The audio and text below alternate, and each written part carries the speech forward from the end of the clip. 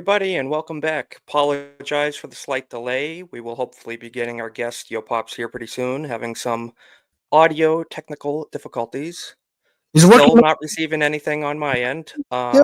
audio-wise. Good Not sure if you guys Lord. heard him. Still never hosted a guest on a stream before, so not ruling out the possibility that I am in the wrong here. We're going to be slightly working this out as we go, and Okay, you can hold hear on. him, Naganol? Oh, now you all can hear me? I cannot.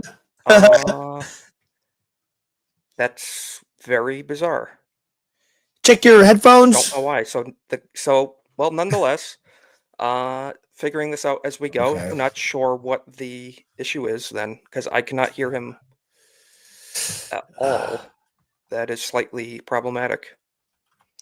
I don't know what to check for that. Let me see. Just give us one moment, please. Sorry, folks. If you can hear me, I do apologize. I'm trying my best here. I appreciate everyone's patience.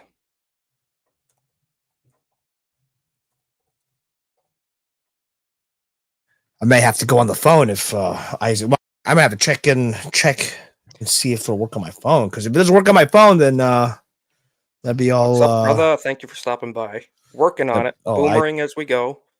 But you know what we're gonna do? Here's what we're gonna do for now. We're gonna take turns talking, and I'm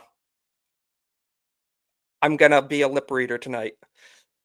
So we're gonna make it work because we gotta wrap this up by 9 anyway, and it's gotta be on my end. I know. I don't know what the issue is. I'm gonna have to work this out and get some help another time. Nonetheless, we're gonna start off with something fun. Not sure what the issue is on my end, audio-wise. Working it out.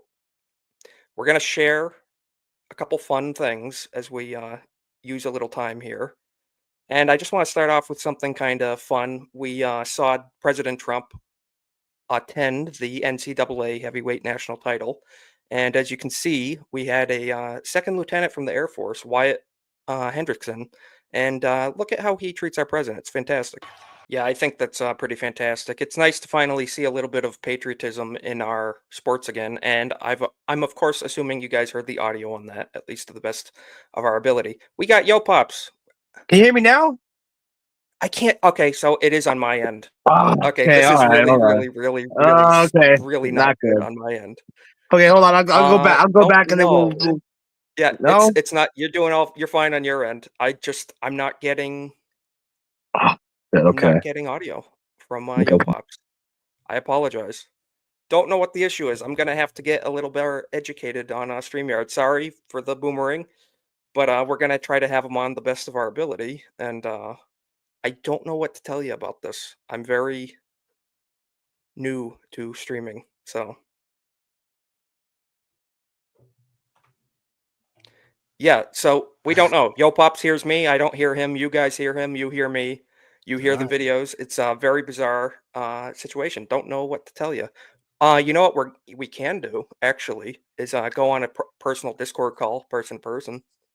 Okay, and then just play that one. I'm gonna call Yopops on Discord real quick, and we're gonna see how that goes. Because if that doesn't work, then I'm sorry, but I don't know what to tell you. Give us 1 minute.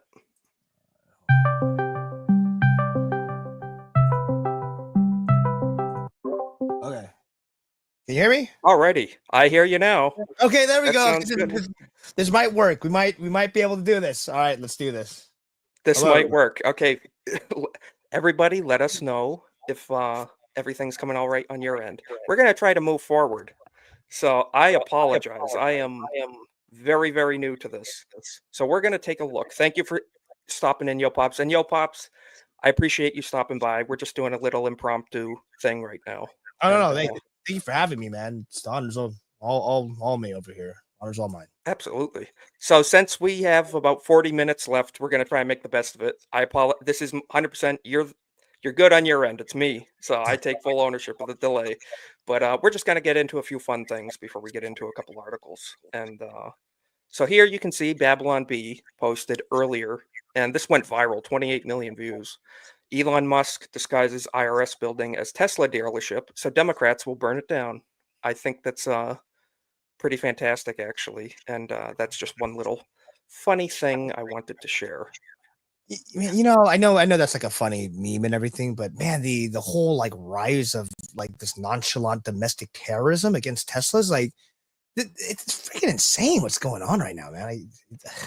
I don't know. It's it's mind-boggling, and they say that they're the side of peace and tolerance and love, but just look Mm. at what they are up to. So, speaking in response to that, look at Rob Schneider, if you're familiar with him. Yeah, Rob yeah. Schneider poses with AR-15, my anti-Tesla arson protection device. That's pretty good. I mean, he's a Hollywood guy, and he's come out as being much more towards the center of things, not so much a leftist. But it's pretty cool seeing a legend like this pose. It's pretty awesome. What do you think of this? It's we got Yo Pops. I apologize. I I can hear you on Discord. You're not on stream. That's all right. Everybody, we appreciate your patience and patronage. You guys are fantastic. We have 8 people in chat right now. You guys are fantastic. Yeah, Naganol, you're right. Devin, you're right. Yep. That's very true. Cornball. And okay, there we go. I don't know if it's working. Are it working? Can we hear? Are We good. Okay. We good. All right. Sorry about Chat's that. got you. That's man, we're boomering our way through it, but we're gonna make it work and have It's some fine. fun. It's fine. Couple more. Go ahead. What were you gonna say? Now, see that picture of Rob Schneider with that AR, man. There's something about it that just warms the cockle, man. I never would have thought from years of because I grew up on Rob Schneider. Never would have thought he'd be the poster child of common sense and decency and like full on Americana. It's wild. It's wild. It's awesome, and not just that, but an American flag hydro dipped or whatever AR-15. I Yeah. mean, it's pretty cool.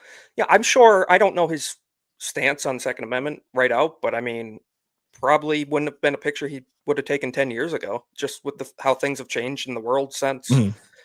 It's pushing people towards thinking in terms of self-protection a lot more, to say the least. So, Oh yeah, especially with all the stuff that's going on right now. I mean, you'd be insane not to. absolutely, it's just pure basic survival instincts at that point. And so we're going to get in just a couple more fun little things before we tackle the more serious subjects. And just want to have an open conversation about this. We're not too serious over here, just having fun. I don't know if you guys are too familiar with John Rocker, the old, not, I don't want to say old, but the former baseball player. So I can't play the full thing probably because of copyright. So I'm going to end it kind of halfway through. But here's a clip of John Rocker. Pretty based. Say something homophobic or racist like in your past. Come out. If you were a man, I would knock your teeth out. Rocker's remarks on our show back in November may have outraged Met fans. It was the comments he made to Sports Illustrated writer Jeff Pearlman that caused a national outcry. Quote, imagine having to take the number 7 train to the ballpark, looking like you're riding through Beirut next to some kid with purple hair. It's depressing. And about New York City itself, Rocker said, the biggest thing I don't like about New York are the foreigners. I'm not a very big fan of foreigners. Yeah, I just wanted to show that. I can't show the whole thing because of copyright, but yeah, the thing about foreigners, man, I don't like foreigners. That's right from John Rocker himself. Dude, I say that shit all the time going into LA. I think I said that like 5 times going to downtown LA on Saturday. Absolutely. So yeah. Damn it, I don't like foreigners, and that wasn't just John Rocker saying it.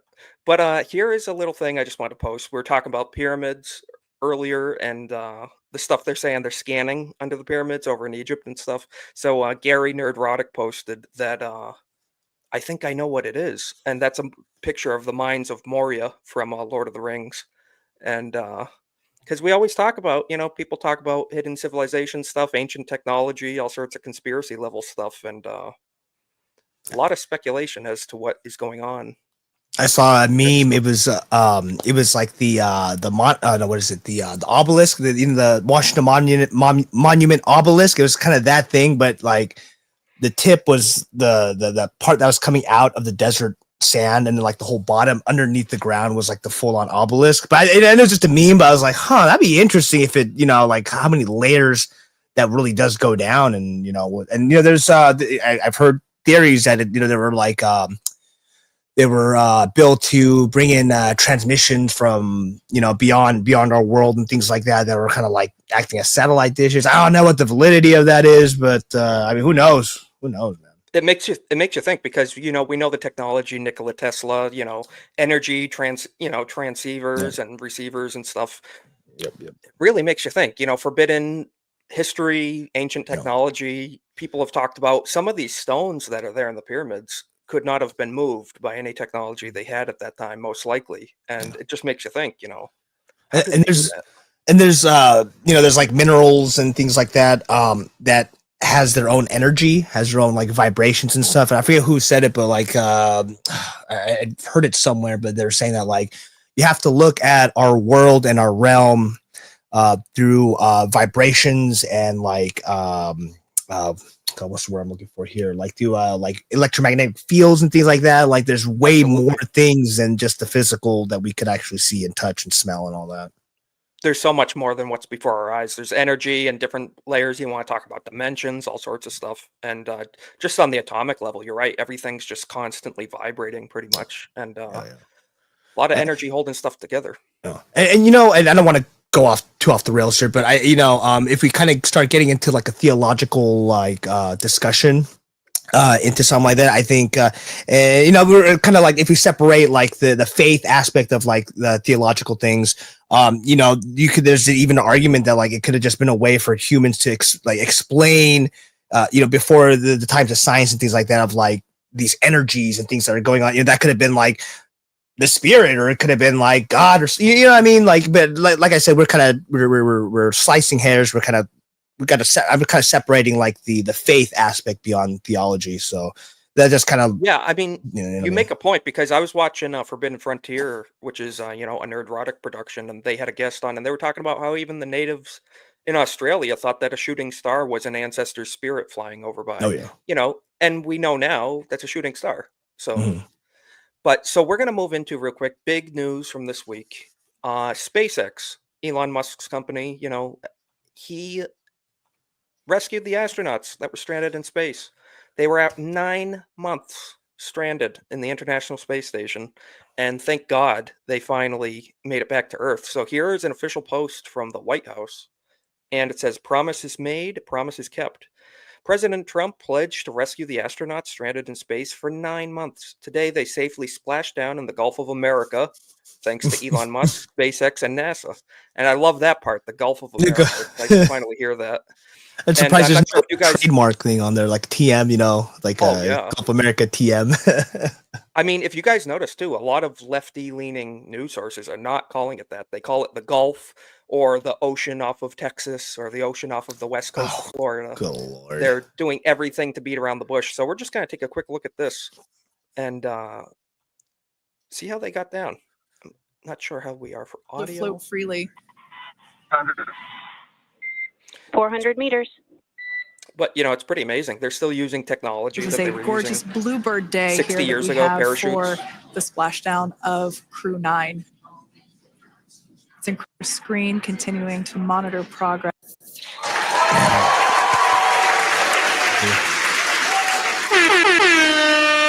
I mean, that's a pretty awesome shot right there.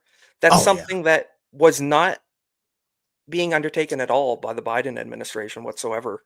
And they just totally left them and said, "No, you're on your own. We're going to leave you." And we're helpless until President Trump came in. It was all politics. And you know what the sad part of it is I bet, and me too, I totally forgot they were up there. I remember hearing about it, the 9 months back or whatever. Totally forgot about it. And, 8 months to play with human lives, especially out in the void of space like that, he was playing with, it was a whole political stunt, and literally just lives out there in space, just sitting, waiting, Absolutely. And and I'm sure the left will find a way to somehow, Elon, one of the parachutes were wrinkled when it came down. Oh my God, I'm sure they'll find something to talk about regarding that. But man, I'm glad that they're down from there because my God, I mean, I think even like maybe a week in space, I go crazy just Oh, yeah. you know, I mean, just the feeling alone. They say you feel sick the whole time. You're nauseous. It's, yeah, not to mention your bones are degenerating, your yeah, muscles are weakening, everything. It's affecting their health and aging them. So yep. I want to share this video. This is on the astronauts while they were still up there. And I think this is one of the greatest videos I have seen in a very long time. And this is one of the astronauts. And I think this is great. We need more of this. We need people to be more bold and courageous and speak out about their faith and not be ashamed and stuff. Astronaut proclaims the gospel when asked about the lesson he's learned from being stranded in space. And we're going to hear it out of his own mouth. But let's take a look at this quick little clip. We're all the product of our life experiences, and this extended business trip of yours certainly qualifies. What is your life lesson or takeaway from these 9 months in space? Well, in answer to your question, I can tell you honestly, my feeling on all of this goes back to my faith. It's bound in my Lord and Savior Jesus Christ. He is working out his plan and his purposes for his glory throughout all of humanity, and how that plays into our lives is significant and important. And however that plays out, and I am content because I understand that. I understand that he's at work in all things. Some things are for the good. Go to Hebrews chapter 11. Some things look to us to be not so good, but it's all working out for his good for those that will believe. And that's the answer. So thanks for asking. Yeah, I think that's pretty awesome right there. It reminds me of, I can't remember which mission it was exactly, but it reminds me of back in the day, one of the Apollo missions when they first laid eyes from the space shuttle on the surface of the Earth. Oh, First thing he exclaimed was Genesis chapter 1, and in the beginning God made the heavens and the earth. And it's cool to see that astronauts, there's still some that know what's up. You know what I mean? yeah, for sure. Especially nowadays where, you could, I mean, for Christ, you could lose your job speaking about, especially Christianity. You know what I mean? I mean, for some reason you can't be open about your faith, with Christianity. And it's actually kind of nice to finally see that. I mean, and don't get me wrong, I'm not the most religious person. I do believe in God and Jesus and all that. I'm not the most religious, person out there, but it is nice to see finally something wholesome, something, so that used to be the norm. I mean, after, sports games, people would praise God all the time. And, I mean, God, especially after being in space for 9 months, I'd be like, Lord, just anything I could say about God, I'd be kissing the ground and all that, so. I mean, especially in today's culture, it's nice to not see some, gender weirdo, dyed hair freak, some leftist driven agenda stuff. It's nice to actually see people who are, grounded in reality up there and representing our country. And look at their reaction when they finally got rescued. This is the moment SpaceX rescued the NASA astronauts Biden left behind. Elon didn't have to do it. He did it for humanity. And check this out. The moment they entered the facility, Onishi, the first Crew 10 astronaut through the hatch, look, it's a joy after 9 months. followed by Peskov. Hey, what's up, Rough Night? Thanks for stopping by. Appreciate it. I mean, this would be like a 9-month car ride that just stays in orbit, and you finally get to get Commander, put your legs Crew finally, 10. Absolutely. I mean, we think you get sick on a plane ride or a train ride, stuck in a little capsule for half a day. But like you said, 9 months. Yeah. So have you seen thank you. Have you seen the bathrooms that they have to use up there? It's not convenient. It is not fun. It's horrible. It's not to get graphic, but it's essentially a vacuum hose, and it's very pleasant. And Naganal brings up a good point off the hip that we're going to be raiding into that at 9 p.m. Good group of guys over there, and so in about 15 minutes, I'm going to drop the link and pin it, and we'll go over there in about 15 minutes. So let's see, what else shall we tackle? I think this is a subject I know you will definitely appreciate. We have the GOAT himself, and I don't say that lightly. He is the GOAT. Ron Paul shut down the Department of Education, and thank God President Trump signed off on dismantling it.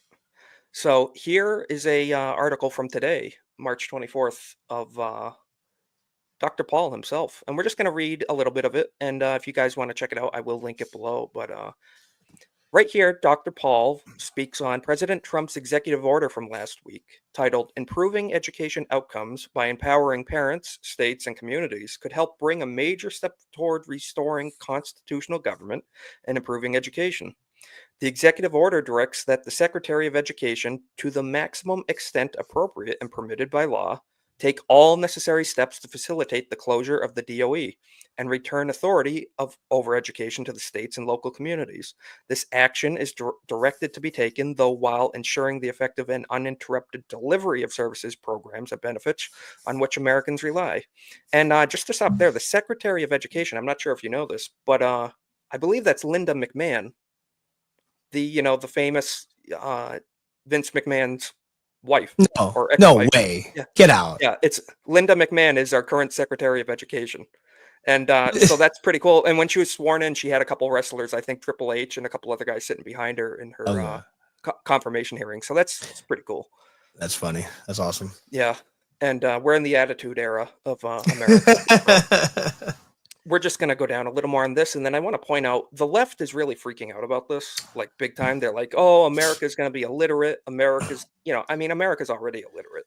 And that's ever been since we've had the DOE. So the order points out that the Department of Education was created in 1979. Thus, the American people somehow managed for a long time to educate children without a federal education department.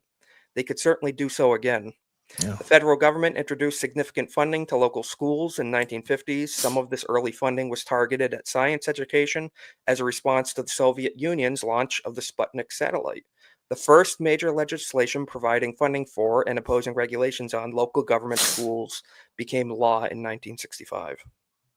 So, what do you think of them shutting down the Department of Education? Because as we know, things have not gotten any better in our country since it's been founded. Yeah. I was actually very surprised to read that it was started in 1979. Okay, that's pretty recent. No, I mean, whatever did our country do without all these federal programs and with these government institutions? Oh no, everything seemed a lot better, up until even up until the 80s. And that's pretty interesting too, because like around that time, probably like going into the 90s and 2000s, when you started seeing a lot of the the literacy rates start dropping and everything. And then he had a whole bunch of stuff that happened. He had the crack epidemic that went on, and then you have the war on poverty started way before that. But this is so on and so forth. But I mean, with anything that the government does, anything they touch their hands on, it goes to S. And let's be real here. These institutions aren't about helping whatever community, blah blah, whatever the spiel that they give out. All right, I mean, the way I see it is that they did this as a middleman, to essentially siphon off money from the federal government. They take their little cut and then they divvy it out towards the states. When really shouldn't it just be like, if the federal government is going to disperse cash throughout the country, it should be up to the at least the states to figure out what they want to do as far as education goes. But really, it would have to be all super local. Just like we have our independent school districts. I mean, if we do have school districts, let's say any government-run school district, it should at maximum be just local, straight city or county. Should be that way. More control, and obviously you kind of go from there. But no, that's the way I see it. Yeah, because Alabama is not going to have the same values as Oregon. And we have different demographics in every state, different, like I said, values and voting types. And you can't that's why we have states, so that you can run things at the local level. And I'm very thankful that there's an emphasis from this administration on parental rights, because they are the final authority on what a child cannot do. We don't believe in big daddy government, nanny state stuff in this country. And what children are learning should totally be in the hands of the parents, the people that created them. Well, I'm from California. I'm in California right now. And dude, there's I think it was this year or last year, there's laws that have been passed, especially because the transgender movement that's been going on the past couple of years.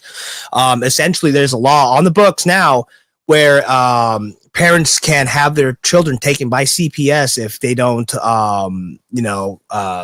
go with the child's pronouns, blah, blah. But it's not worded like that exactly. The way they kind of word it is like, if the parents are putting their children in like an unsafe space, they use that kind of language, very vague language, But that's pretty much what it's for. And here the state could essentially take your kids because you are putting your foot down. You're enacting your parental your authority, your parental rights. It's crazy. It's crazy out here, man. Well, these are the same people that, first of all, doesn't even know what a woman is, and second of all, when you try to whatever the word is, what that is, they will just say that words are violence. Words, speaking the wrong word. They consider, like you said, misgendering to be literal abuse. Literal abuse. Yeah. When it's actually quite the opposite. If you are telling your child that they are a different gender than they actually are, sex than that they were born as, then that is abuse. You're brainwashing your kid. You need to be, parents, and I believe the vast majority of parents are against this gender ideology BS, And we're just going to look at a couple of the talking points that the left has been freaking out about regarding the dismantling of the DOE. So a few myths that the left has been putting out. One is access to Pell Grants will end. That's what the left is saying. And we see the fact is Pell Grant program was created before the Department of Education and will remain in place. Administration will shift to a different agency, such as the Department of Treasury. So that makes sense. It's a grant giving. That's program. For colleges. Is that for college? I don't know, but regardless, the Department of Education, that was their duty, and it makes sense that the Department of Treasury would have that responsibility going forward. And second of all, it's our money, taxation. Yeah. It's kind of reminds me of wealth redistribution a little bit. But so that's one thing that the left has been freaking out about. Pell Grants, I've gotten those for my university studies, and that's for colleges. I don't even know why the Department of Education is. I think if there's a Department of Education, it should be strictly for like K through 12. If we were talking about colleges and universities, that should definitely be either just state, or it should be most of them are private institutions anyway. So right, yeah. I say privatize education, along with many other things. And another thing that they're trying to claim is that American education will suffer. That's what the left is saying. You turn on CNN for 1 second, which I don't know who would do that. If you hate yourself, maybe. But the Department of Education has not closed achievement gaps or made education spending more efficient. Students, teachers, and taxpayers are better served by ending this failed experiment. And I think that's just common sense, because it doesn't take a genius to realize that people are much more illiterate the last couple generations. I believe it's, what is it, like 80% of Gen Z cannot write cursive, I believe. Oh, yeah. A lot, yeah. And can I just say this about the one we just talked about right now? Isn't that kind of like the reason that we have truancy laws? Because each student that goes to a public school, there's literally a price tag on their heads, and for every student that their butts aren't in the seats, the school district loses money. All right, it has nothing to do with closing achievement gaps or making education spending more efficient. Please, it's been just going up for the past years, and it's a numbers game. It's a money's game. That's all it is. You know what I mean? It has nothing to do with education. It's there's a lot of dirty money in there too, I think, and a lot of it goes missing. And I don't think thank God for Doge too. They're taking up the accountability aspect of government spending, and I think they're doing pretty good work. I'd like to see them take an axe to it a lot more. So the next one is that myth: public schools will close. The Department of Education does not educate a single child, and federal funding makes up less than 10% of per pupil funding. So that's one outrageous thing I keep hearing from them, is that they're like, oh, the schools are going to close down. We don't have a Department of Education anymore, so kids aren't going to school, apparently. That's false. And just to wrap up these two real quick, programs helping students with special needs will end. Fact, the individuals with special need, The Individuals with Disabilities Education Act, maybe I have disabilities, will remain in place and management will simply shift to the Department of Health and Human Services. I think that makes sense. And school meal programs will end. These programs are actually run by the Department of Agriculture. Closing the DOE will not end these programs. Can I just say that the myth about public schools will close? You know what? Maybe we should close them down. Have you guys ever been to a public school? All right, public schools are literally prison training. Okay, now Absolutely. maybe if you live in a really nice district in a nice rich area, yeah, those schools are super freaking nice. All right, but if you're talking about anywhere else, and then especially talking about inner cities, it's trash. It's garbage. It's like I'm sorry, so sorry about that. Dude, like even the makeup of the buildings, all high fences, these institutionalized like building setups. Like, that's all it is. They're training kids to get ready to have government control your life from beginning to end, from school to prison. You know what I mean? And dude, I went to a Christian school for pretty much from like preschool till about like middle school, right? And it wasn't until I got into like a public school that I started hanging out with like the bad crowd and started doing things I wasn't supposed to. Like that's where I got my introduction, is public schools. And my God, like it is a jungle, man. Yeah, so you're saying, I mean, in your own personal experience, public schools were not exactly the greatest thing in your education experience, to say the least. Oh my God, to say the least. To say the least. Man. Well, we're just going to tackle two more things real quick. We've got about 10 minutes till they fire up off the hip, so we're going to blast through this really quick. And I apologize for the delay. I boomered it, but I thank you, everybody, for your patience, and I thank you, Yopops, for showing up. So we're going to quickly go through this InfoWars article from today. University of Maine complies with Trump order, keeping men out of women's sports. Hell yeah. About time. You know what I mean? And officially here, the U.S. Department of Agriculture announced that the University of Maine systems will continue to receive federal funding now that it has confirmed it will not permit gender-confused males to participate in sex-specific school athletic competitions against actual females. So, due to time constraints, we're not going to read the whole article right now, but that alone, they were threatening, the USDA was indeed threatening under the Trump administration to cut funding from UMS if they did not comply with this order, because as we know, President Trump wrote into law, there's only two genders in this country. We already knew that. It's sad that we even have to write that on a bill. But man, I mean, do you think we have Trump in office? He's not even in for a couple months yet, barely. But do you think we're going to see possibly, I don't want to say an end, but a decline in our country to this whole gender dysphoria nonsense of BS? Could we return to a little sense of normalcy with this gender stuff, do you think? You know, I kind of do see it, but I think for right now, we're going to see pockets of it, right? Because you still have a lot of your blue states, and especially the cities, and the cities are the big problem, because the main, even in red strongholds, you have large cities in those strongholds that are blue. You know, they have a lot of influence. This is how California turned blue. You know, California used to be one of the reddest states in the union. But obviously you're going to have the blue states still kicking and screaming. I mean, hell, they're burning down Tesla dealerships for whatever the freak reason, you know what I mean? So I think it's going to be like that. You know, it depends on if we keep the momentum going, if it will eventually get back to where it'll be where it's like we don't have this mental illness thing anymore.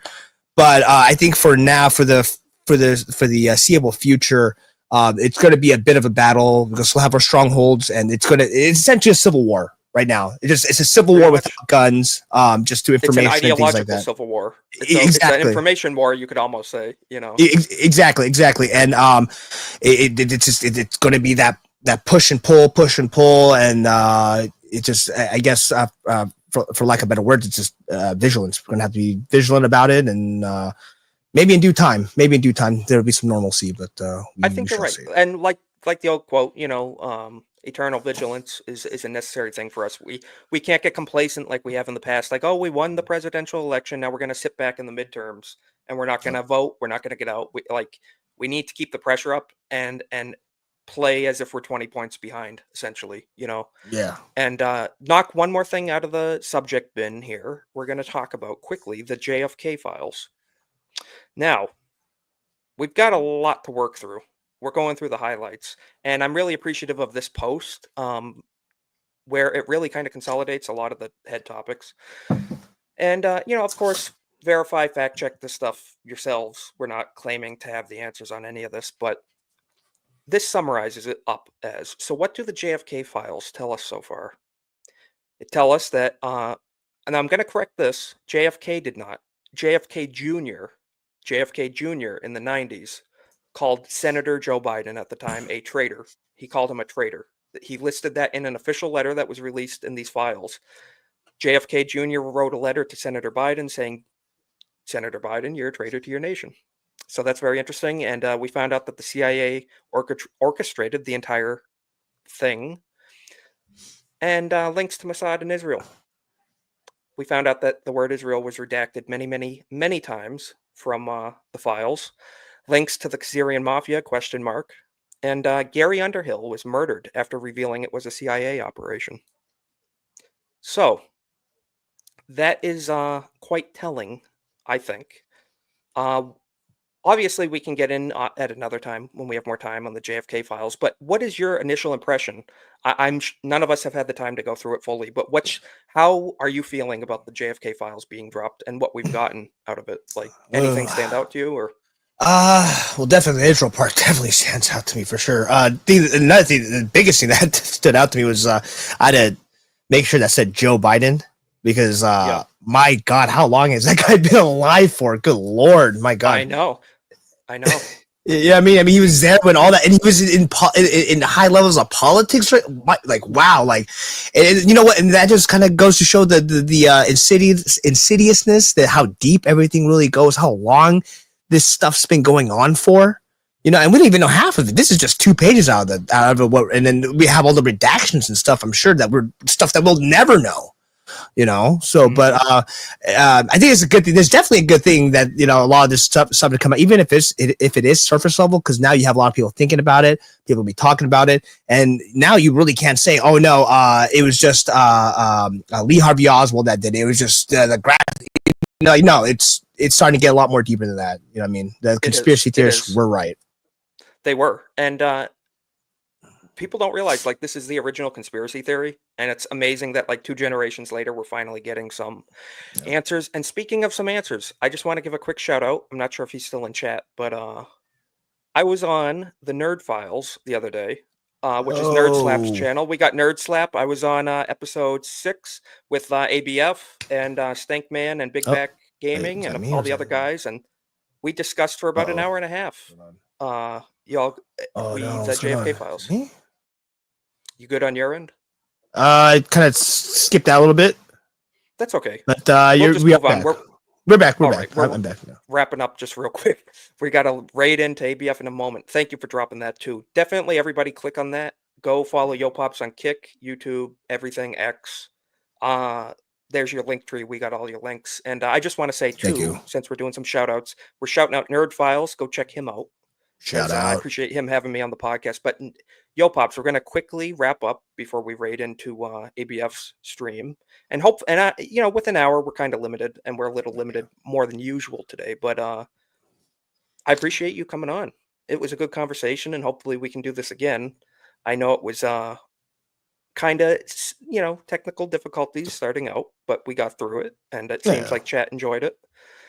And if you could tell people where they can find you, that would be pretty cool. Let me just say, thank you for having me on. I mean, we'll get the audio situation worked out, and we'll have great conversation. This is awesome, and I'm hoping I pray you'll let me back on again, man. But I'm Yopops215, Yopops215. You can mainly find me on Kick. I do a lot of DJing on Kick right now, live sets. It's a lot of house, deep house, some drum and bass, hard bass, all that stuff. I try to switch it up every now and then, so good mix there. Yopops215 on YouTube. I just dropped a video. I dropped a video yesterday at a MMA tournament that I was at over in downtown LA. Go check it out. It was pretty cool. Just a quick, 5-minute video. And then find me on X. And yeah, that's pretty much it, man. I thank you for having me on, dude. Again. Absolutely. So and I watched that MMA video. That was a pretty good vlog little video you put together. That was awesome. I like that stuff. Thank you. And so now we're going to, let me see. How do I do this? There we go. We're going to go raid over into ABF's Off the Hip, starting up in about 4 or 5 minutes. And everybody, thank you for stopping by. We have 14 viewers. I can't believe I'm not even at 200 subscribers yet. And we're averaging almost 20 viewers per stream live concurrent at any given moment. And dude, you've been kicking ass, bro. You've been kicking ass, bro. It. I appreciate it. I don't know why it's working out. I'm just new to stuff, but I appreciate all you guys. Gonna highlight real quick. Everyone's leaving, and have a good day, guys. Have a good day, chat. Thank you for watching. Peace, and we'll catch you next Monday, 8 p.m. Eastern. Thank you very much.